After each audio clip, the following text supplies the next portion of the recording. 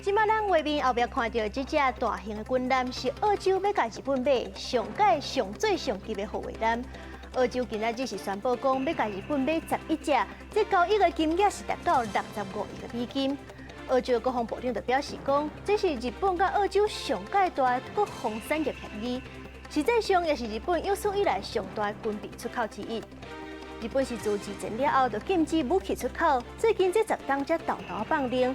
日本阁决定讲，有杀伤力的战斗装备也会恢复外销。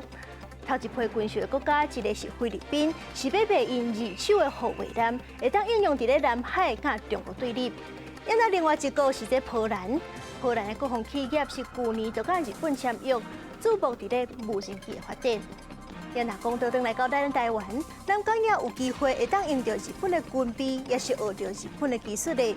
有军方的人士就表示讲，咱目前各做的军舰拢是真少有的，声音真大声。望未来是会当学到日本的技术，或者军舰改用锂电池，提升稳重行动的能力。另外，还有这飞弹射程的部分，日本的长程飞弹甲精准度，也是咱台湾需要的技术。